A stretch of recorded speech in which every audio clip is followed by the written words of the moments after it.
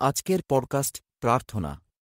প্রণাম কবিগুরু সিরিজের আজকের এই বিশেষ পর্বে আমি বিশ্বজিৎ আপনাদের জন্য আলোচনায় আনছি কবিগুরু রবীন্দ্রনাথ ঠাকুরের চিন্তা ও বাণীর গভীরে প্রথিত এক অনন্য প্রবন্ধ প্রার্থনা।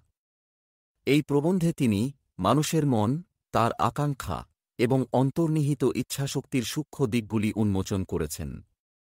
প্রার্থনার ধারণা কেবল ধর্মীয় আবেগে সীমাবদ্ধ নয়, বরং তা জীবনের অন্তর্গত গভীর সত্য অনুসন্ধানেরই পথ। আজ আমরা তার এই চিন্তার আলোকেই নিজেদের অন্তরের গভীরে তাকাব। গল্পের সূচনা দেবতার বর ও মানুষ। কবিগুরু প্রবন্ধের শুরুতেই আমাদের স্মরণ করিয়ে দেন এক পুরনো গল্প। দেবতা একবার একজনকে 3টি বর দিতে চাইলেন, কিন্তু এই বর গ্রহণের সুযোগ পেয়ে মানুষটি বিভ্রান্ত হয়ে পড়ল। কি চাইবে সে জানে না। শেষমেশ যা চাইল তা হয়ে উঠল তুচ্ছ, অকিঞ্চিৎকর। এই গল্পটি আসলে আমাদের ভুল ধারণার প্রতিফলন। আমরা মনে করি আমরা সব জানি, আমরা জানি আমাদের চাহিদা, কিন্তু আসলে তা ভ্রম। আমাদের অন্তরের গভীরে থাকা প্রকৃত ইচ্ছাগুলি অজানা, কারণ তা প্রতিনিয়ত আমাদের জীবনের ছাঁচ গড়ে তুলছে। অন্তর্গত ইচ্ছার রহস্য।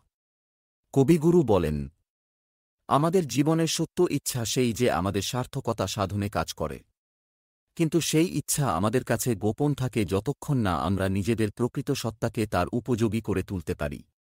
আমাদের সার্থকতা আমাদের কাছে রহস্য, তাই আমাদের প্রার্থনাও। প্রার্থনার ধারণাটি এখানে গভীরভাবে মানবিক। আমরা যা চাই তার খোঁজ করি পৃথিবীর বাইরে, কিন্তু আসলে আমরা খুঁজে ফিরি নিজের ভেতর।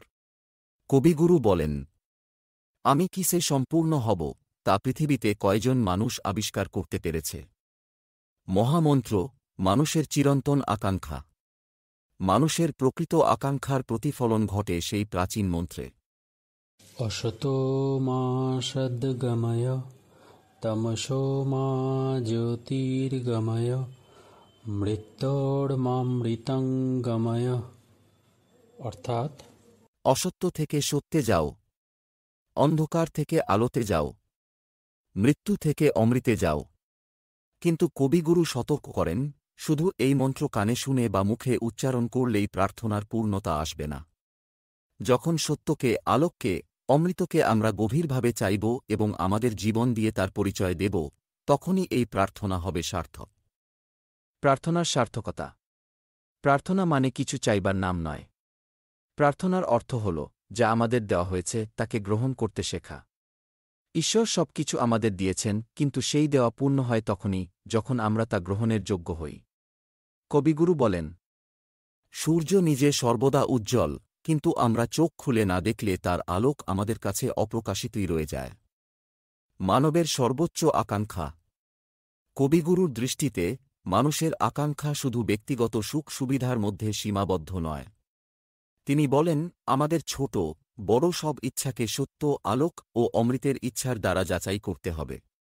যে ইচ্ছা এই বৃহৎ ইচ্ছাকে অতিক্রম করে, তা মানব জীবনকে খর্ব করে। কিন্তু এই সদিচ্ছা কিভাবে বুঝব? তাঁর উত্তর স্পষ্ট। মহাপুরুষেরা আমাদের পথ দেখান। তাদের জীবন আমাদের বলে দেয়, সত্য, আলো ও অমৃতের আকাঙ্ক্ষাই আমাদের চিরন্তন প্রার্থনা। তাঁরা আমাদের শেখান কিভাবে অন্ধকার থেকে আলোতে যাওয়া যায়। বিশ্বচেতনা ও সতর্কতা। তবে রবীন্দ্রনাথ আমাদের একটি সতর্কতাও দিয়েছেন। জাতীয়তাবাদ, ক্ষমতার মোহ বা অন্ধ ভোগের লালসা আমাদের এই চিরন্তন প্রার্থনার পথ থেকে দূরে সরিয়ে দিতে পারে। তিনি ইউরোপীয় সভ্যতার উদাহরণ টেনে দেখিয়েছেন কিভাবে অন্ধ লালসা সত্য, আলো ও অমৃতের প্রতি মানুষের প্রকৃত আকাঙ্ক্ষাকে আড়াল করেছে।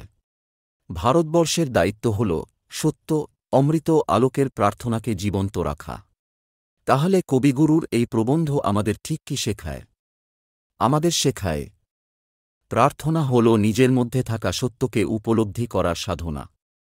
ভেবে দেখুন, আমাদের দেওয়া হয়েছে সবকিছু। আমাদের প্রার্থনা শুধুমাত্র চোখ খুলে তা দেখার।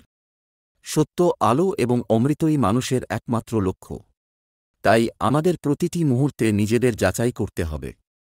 আমাদের ইচ্ছাগুলোকে প্রশ্ন করতে হবে, আমরা যা চাই তা সত্যের সঙ্গে আদৌ কি সঙ্গতিপূর্ণ। যাই হোক বন্ধুরা, আজকের পডকাস্ট এখানেই শেষ করছি। আপনাদের প্রত্যেককে আমার পরবর্তী পডকাস্টে আগাম আমন্ত্রণ জানিয়ে কবিগুরুর চিন্তা আপনাকে, আমাকে, আমাদের প্রত্যেককে অনুপ্রাণিত করুক সত্য, আলো ও অমৃতের পথে।